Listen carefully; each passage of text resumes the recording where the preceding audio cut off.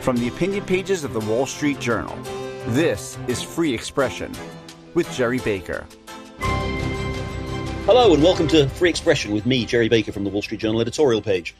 Thanks very much for joining us, and if you're not already doing so, please be sure to subscribe at Apple Podcasts, Spotify, or wherever you get your podcasts, and do kindly leave us a nice review. Free expression is essential to the functioning of any democracy, and each week on this podcast we aim to contribute by having a wide-ranging, candid conversation with leading figures in the worlds of politics, business, technology, academia, the arts and culture, and so forth, exploring in depth the themes, people, and topics driving our world. This week I'm delighted to be joined by Andrew Roberts.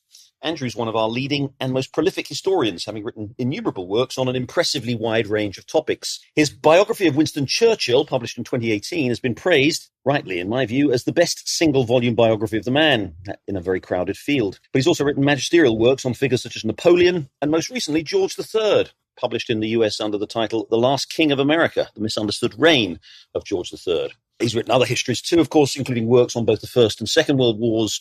And with a title that suggests a little homage to Churchill, he also wrote a history of the English-speaking peoples. He holds academic positions on both sides of the Atlantic and is a prominent commentator on current events in Britain and around the world, with frequent piquant and pellucid observations from a conservative perspective on the state of modern politics. Andrew Roberts, thanks very much for joining me. Well, thank you very much indeed, Gerry, and thank you so much for saying such nice things about my books. Not at all. They are wonderful. Anyway, I want to get into your historical work, but these are tumultuous times in politics, particularly right now in Britain. I should say we're recording this Wednesday, lunchtime, New York time, Wednesday afternoon, London time, and any minute now we're going to have the results of the first round of elections for the new Conservative leader in Britain and, of course, the new Prime Minister after Boris Johnson's resignation last week. This is a process that will go on probably over the next few weeks, and we'll have a Prime Minister by September. But I want to ask you, Andrew, about these tumultuous times we're living in. Don't need to spend too much time on Boris Johnson and his fall and his Prime Ministership, or significant though I think it was, perhaps more significant than some people give him credit for. You're very close to this, both from a thorough reading of the history of the Conservative Party, but also as an observer of current Conservative politics. What do you think the Conservative Party is looking for at this moment? And as they're in the process of electing their next leader, what are the big central debates in British conservatism? I think the first major debate that they are having successfully is over levels of taxation.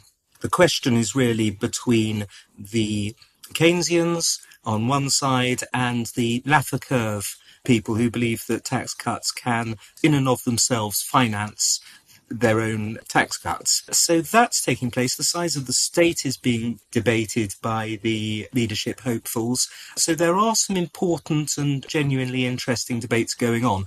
Of course, it being a leadership election, there are also some pretty underhand things happening as well, with knocking dossiers and unpleasant, unattributable briefings, as you always get in these kind of circumstances. But if I think you look to the important and serious and substantial area of this debate, we are having a debate about the future of conservatism with a small c. Obviously, the big defining political trend on the right, certainly and arguably more widely in the last few years, has been the rise of called populism, whatever you want to call it, but certainly a kind of a reimagined form of conservatism. We saw it with Brexit and what followed, both the actual Brexit vote itself, Boris's leadership, the 2019 general election in Britain, which saw huge numbers of former working-class Labour voters coming over to the Tories, giving the Tories their biggest win in 35 years, really changing the complexion of politics in very similar ways. The similarities can be overdone, obviously, and are overdone, but in similar ways to what we've seen to Republican Party here in the US under Donald Trump. Again,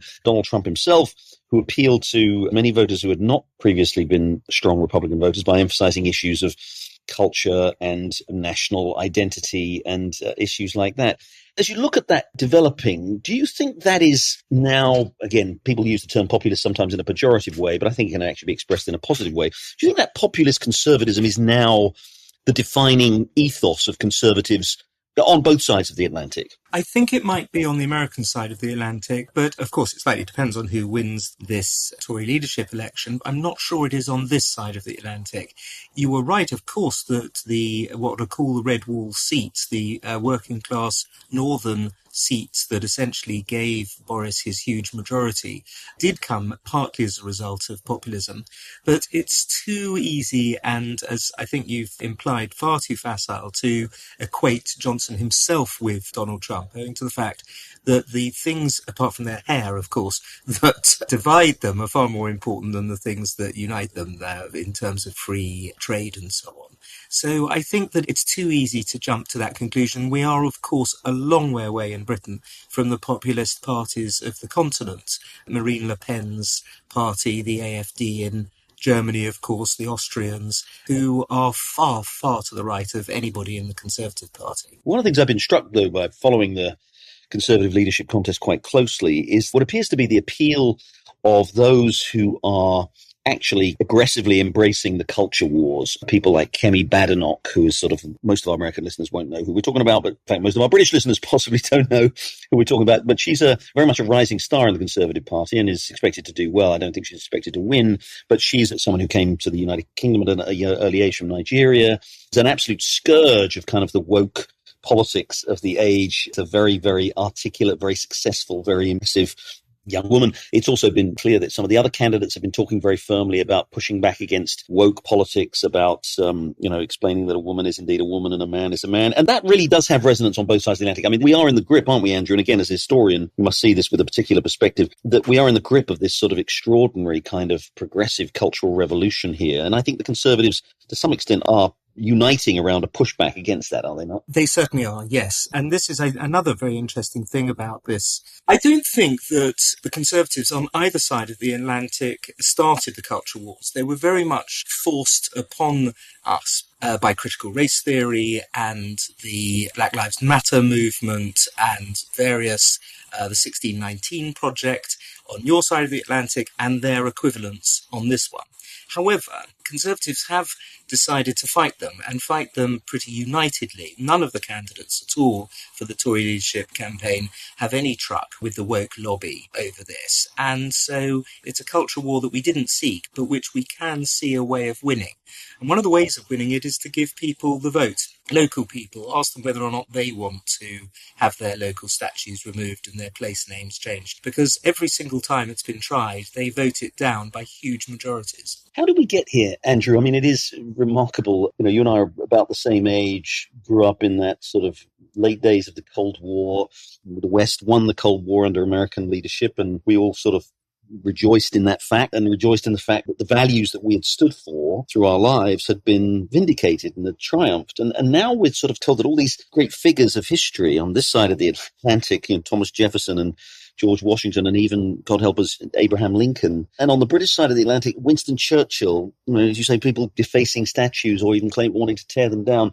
How did this, in such a relatively short period of time, how on earth did we get to this situation where this progressive ideology has become so powerful and so dominant to the point where we really are forced to defend our own civilization from within? I think it's because we did win the Cold War, and because the political and to an extent, military and strategic side of that struggle was finally won in 1989, although of course you could argue with regard to what Putin's doing at the moment, how far it was won, but nonetheless, it was ideologically won. So what did the left have to fight back with? Well, the answer, as we now discover, is woke. They were not routed in the academy in the same way that they were in the Berlin Wall, for example.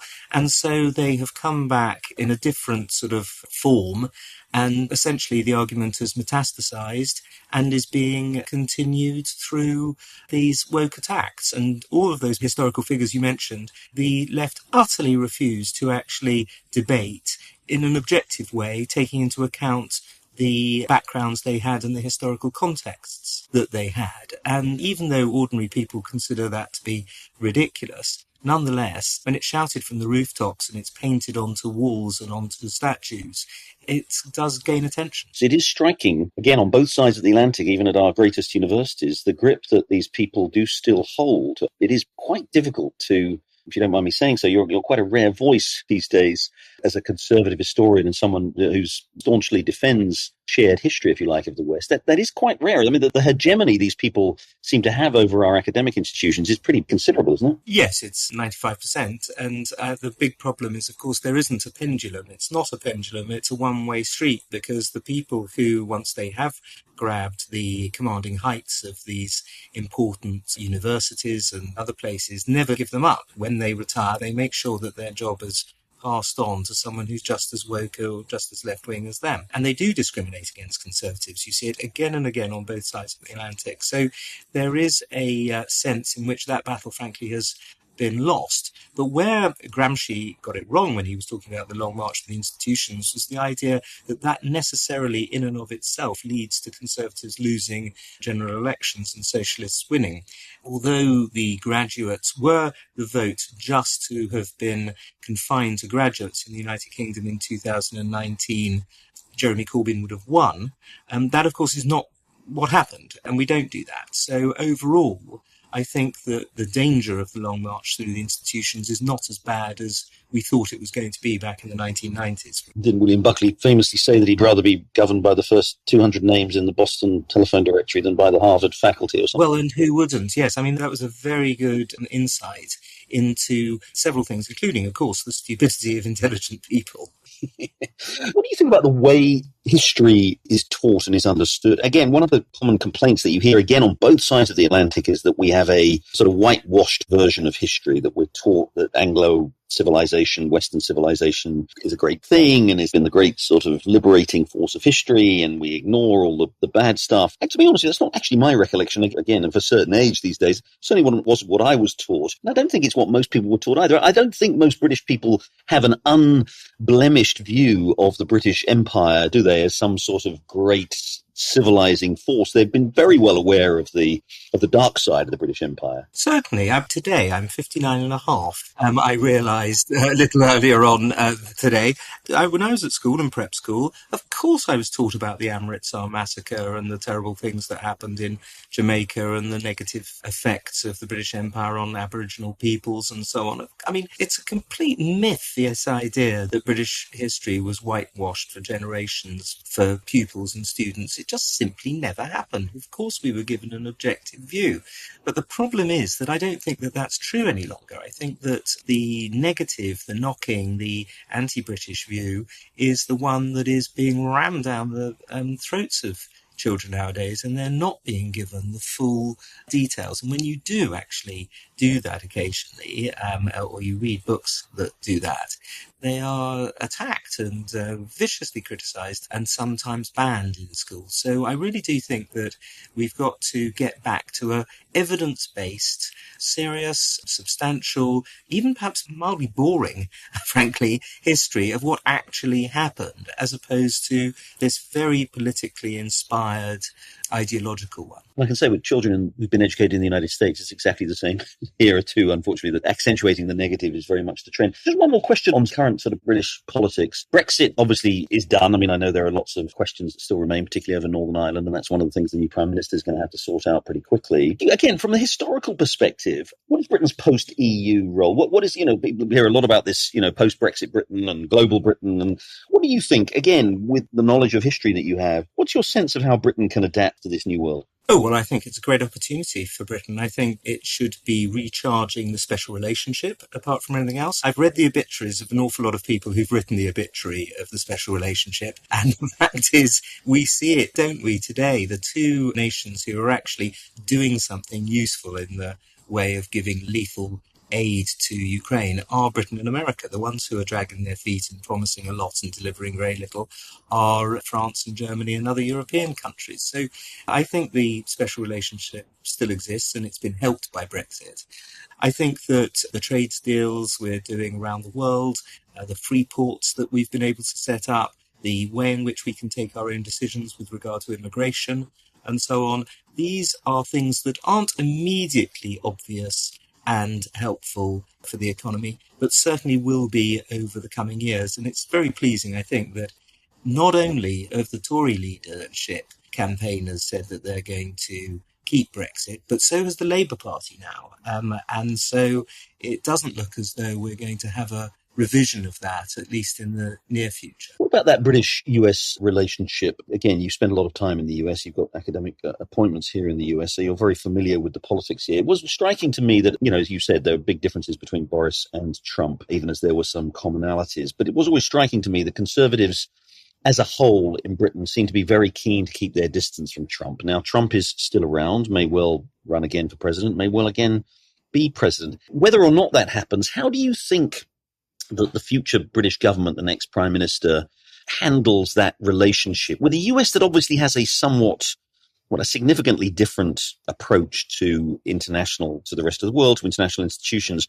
I know that has made a lot of British Conservatives uncomfortable. How do you think that develops over the next few years? Well, I think it's part of the duties of a British Prime Minister to get on with his American presidential counterpart. We've seen it sometimes break down. Harold Wilson didn't get on with LBJ, for example, and Ted Heath didn't much like Nixon. But really, pretty much all of the rest of them have had some kind of a good working relationship. And I think that whoever is your president, it's going to be incumbent on the Briton to get on with the American. You'll find, if Keir Starmer was to become Prime Minister, that even he would have to swallow some of his words and get on with Mr. Trump. The fact is, we have so much more that unites us than divides us. We see it when we look out into a world in which Russia and China pose some significant dangers and perils and threats, that we have to get on with one another. And, well, you don't necessarily have to get on with us, but we jolly well have to get on with you.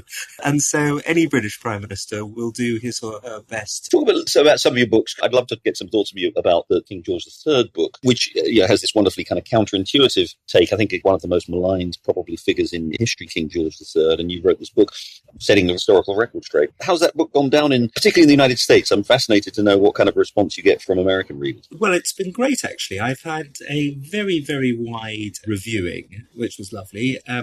Hardly a single negative review. No knee-jerk jingoism or anything like that. When I go to places like Monticello and Mount Vernon and various other sort of, hallowed places in the American Revolutionary story, I've been greeted like a long-lost friend, and people have been very up for discussing and debating and enjoying the 18th century discussions. So, no, I've been thrilled, in fact. You paint a picture, again, of a much more complex man that we're used to seeing. And I wonder why you think he has been so badly maligned. Is the simple answer that it kind of suits both sides? It suits the American side to dismiss this man as a tyrant, sort of a rather fey tyrant, as perfectly brilliantly captured in the musical Hamilton. And it sort of suits the British side to say, well, he was the idiot, he lost the colonies, so he must have been an idiot. Is it that simple? What's your explanation? It's almost that simple, but I'd also add on one more sort of patina to it, which is that for 200 years, the Whig historians, who were very much connected to the Whig party that George III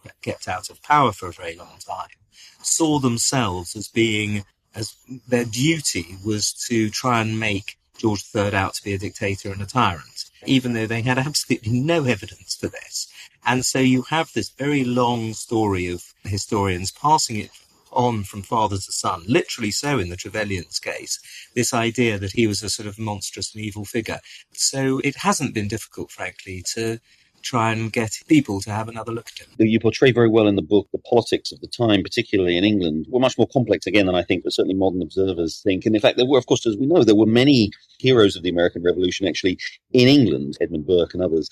But I'm wondering, is it possible to have imagined that playing out in a different way? And what role George III did play in what ultimately, for the British at least, was a calamity? Is it possible to imagine that it could have really turned out differently, or were they just on divergent courses that were never going to be resolved? Well, I love counterfactual history. I once edited a book of counterfactual history. And yes, I think that if at the end of the French and Indian War, the British had recognised that what we needed was a kind of modern Commonwealth, the same kind of Commonwealth we have today, whereby America essentially became self-governing whilst keeping the monarchy. And the British had not passed the act that prevented Americans from moving westwards, and had maybe even moved the monarchy to New York and recognised that it was the new world that was going to dominate the future rather than the old world. Then you'd have had a system in place which, if we had managed to stay together in a single political condominium, would have made it completely impossible, for example, for the Kaiser to have gone to war against Britain in 1914, which meant, of course, that there wouldn't have been a Russian Revolution, no Nazis, no Holocaust. So there's a much better world out there in the parallel universe that you mentioned, in my view. And who was responsible for that? I mean, how much responsibility does George himself bear, and how much do his ministers bear responsibility? His ministers bear a great deal, especially Lord George Germain, the American Minister for America, and of course Lord North, a disastrous Prime Minister. But the generals also have to bear, and admirals have to bear a good deal of responsibility for the disasters in the American War, which I set out how and why they managed to screw it up. And I think it's also essentially important to remember that the founding fathers were an incredibly talented group of people. You know, to have somebody, a polymath like Benjamin Franklin, a charismatic leader like George Washington, a financial figure like Alexander Hamilton with his brain for economics, a wordsmith who was as good as Thomas Jefferson, a revolutionary genius like John Adams. You know, you have all of these people and many more, Madison, Monroe, you name it, all living in the same decade. Poor old George III, you know, was stuck with some very third-rate politicians and soldiers, and frankly, he was completely outmaneuvered. But that doesn't make him a bad person. That doesn't make him a tyrant or a dictator in the way that he's been made out to be. And I think also it's quite interesting, you mentioned with the British Empire and slavery and so on. He never owned a slave in his life. He never bought or sold any. He didn't invest in any of the companies that did that. He signed the legislation in 1807 that abolished the slave trade. And yet he's constantly been held sort of on a lower moral plane than 42 out of the 56 signatories of the Declaration of Independence who did own slaves. It's a very good point, too, about the extraordinary confluence of all these heroic American figures at that time. Was that sort of happenstance, or was it something about the conditions of the colonies at the time? Was it something about the history of the colonies that actually helped produce men of that quality? Or again, was it just, again, I'm fascinated by history. To what extent is chance, and to what extent are these sort of underlying factors that can't be escaped? Well, I think the great moments do throw up the great men and women in history. You do see that again and again. And also there's something called prosopography, which is where if you have a certain number of great men and women, it attracts more. And you certainly see that in the America of the 1770s, rather like you see it in the late 5th century BC Athens, and at other points in history where there's such a ferment of ideas that the best people come forward to take part in that, and they all sort of egg each other on to greater and greater things. And that was something that was certainly going on, I think, in America in the 1770s. You also, of course, had more bookshops in Philadelphia than in any other city of the empire apart from London. And you had a burgeoning economy and 7% year-on-year growth, and a huge population expansion. So you put all those things together and you wind up with something pretty extraordinary. We need to take a short break there, but when we come back, we'll have more with historian Andrew Roberts. Stay with us. Welcome back. We're talking with Andrew Roberts, historian, biographer, about great men, great women, and their role in history. You've written these really terrific biographies, most recently George III, Winston Churchill, Napoleon, others. One can tell, obviously, from your reading that you are, there's this great divide among historians between, the great men theory of history and the sort of the underlying causes, if you like, kind of more Marxian approach to history. And obviously the answer is always a kind of some sort of an interplay between the two. But I think, and again, with your fascination, as you've described it, for sort of alternative history of the sort of history that didn't happen if it hadn't been for one or particular person or events, I take it you do think that these figures, these extraordinary historical figures, can and do have an outsized effect on the world for forever. Yes, it's important, of course, not to overestimate it. There are great underlying, what T.S. Eliot called vast impersonal forces that are at work in human history. The rise of science and the decline of magic, for example, industrialization and so on, things that no one individual could have stopped. But equally, when you come to key moments in history, Russia would not have been invaded by France in 1812 if Napoleon hadn't existed, nor do I believe that Russia would have been invaded by Germany in 1941 if it hadn't been for Hitler. We could well have made peace with Germany in May 1940 if it hadn't been for Churchill. And so there are moments in history where great individuals do step up and take And by great, I, of course, use that in the widest possible sense with regard to Adolf Hitler. They do take decisions which do not come as the result of a sort of upsurge of the people. What's your sense of the historical standing of Churchill? As we talked a little bit about this at the beginning, the sort of revisionist tendency that we have, the sort of, anti-colonial mood, the kind of woke impulse that seems to drive so much of our discussion right now. I'm not close enough to what's going on in Britain. There has been talk about, removing statues and this kind of stuff. Does Churchill, though, still have a sort of unimpeachable standing as one of the greatest Britons of all time? No, he's being impeached all the time. There's a sort of continual impeachment process, frankly. But the wonderful thing is that he was so eloquent in his own defence that if you quote him enough in his own defence, he tends to knock away the arguments made by the people who want to impeach him. If you go back to the original sources and check out the things that he's being attacked for, you very often find that they're based on flimsy or even non-existent evidence. But of the last 3 books written about Churchill, 2 have been violently anti-Churchill. I reviewed both of them for The Spectator, in fact, and in both cases, they had the most appalling, egregious factual inaccuracies throughout the books. And they both came from an ideological position that hated Churchill, not for what he did, but for who he was. And that, frankly, is unhistorical and completely unfair, of course, to someone who's long dead. What about the kind of the phenomenon of judging historical figures by the modern standards that we operate by? I mean, that seems to me to be huge. You can go back and look, 18th century figures, and whether they owned slaves or whether they had rather what might be considered today rather retrograde views about the role of women. What's the right balance? At the same time, of course, there were, even within that period, I mean, in the late 18th century in Britain, as you say, there was a lively debate about slavery, and there were some people who did think slavery was absolutely evil and wrong and needed to be abolished, just as they were in America. So there were some people whose behavior and whose morals, judged by today's standards, hold up, and others who don't. I mean, how do we approach that historically? I think we approach it case by case on the basis of being open-minded and intelligent. I think the idea that we're going to judge, Oliver Cromwell on his views on socialised medicine, for example, would be utterly ludicrous. Whereas you're right, if there is a good debate going on from the 1750s or earlier onwards about the morality of slavery, then it is possible to criticise Thomas Jefferson, say, for owning slaves. But I think you've got to go one stage further and recognise that the statue put up to him in City Hall in New York was not put up because of anything to do with slavery, or because actually of maybe even of his moral stance anyway on anything. It was put up because he was the author of those incredible words in the Declaration of Independence that make you proud to be human. It was put up because he was one of the authors of a constitution that's lasted 250 years and kept a very vociferous continent together as the greatest power in the world. It was put up because he was willing to put his own life on the line to make his country sovereign and independent.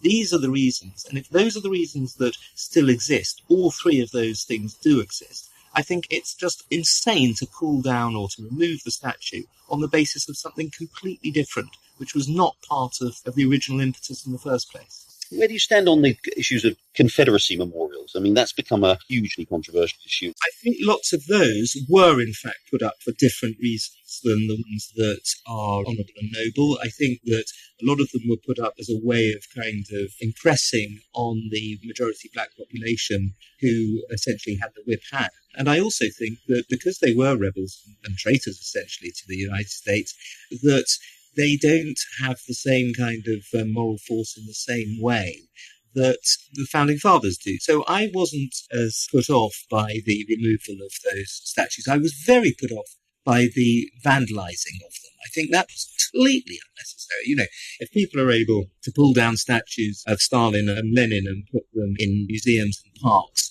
rather than in prominent places in Russia, then certainly we should have been able. And in England, for example, the statue of Edward Colston that was pulled down and thrown into the harbour of Bristol, I think that shows that we really are in a cultural war state now that has gone far, far beyond the recent war. Final question, Andrew. You've written extensively about the role of great men in history. And as we look at our own leaders in the West, and you look at Joe Biden, and you look at what's happened to Boris, and you look at Trump, is it just sort of the kind of jaded cynicism of our times that says, what has happened to great men? Or is there something about our age and whatever has happened to us as a civilization that actually they're getting fewer and further between? And women, I should say. By men, I should be very careful to include women. Yes, exactly. It's not just men, is it? And I have written about Margaret Thatcher as well, who, of course, I consider to be a great woman. And it's very pleasing also to see how every single one of these leadership candidates has said how great Margaret Thatcher is. And so they've invoked her. So that's a good sign for her continuing legacy over the Conservative Party. But I think that, as I mentioned earlier, great events throw up great leaders. I think that were we to have another war or something along those lines, that was what, after all, did throw up Winston Churchill. He would never have become Prime Minister if it hadn't been for the Second World War. And then when we do see a war break out in Europe, what do we see but President Zelensky being thrown up by that and behaving with Churchillian leadership, quite astonishing leadership. The remark about not wanting a lift but wanting ammunition, I think, will go down in history as one of the great rallying cries. And so there is a classic example, I think, of the times throwing up the leader that the nation desperately needs. Andrew Roberts, historian, whose latest book is a biography of George III. Thanks very much indeed for joining us. That's it for this week's episode of Free Expression with me, Gerry Baker, from the Wall Street Journal opinion pages. Thank you very much for listening, and please do join us again next week for another exploration of the issues that are shaping our world. Thank you and goodbye.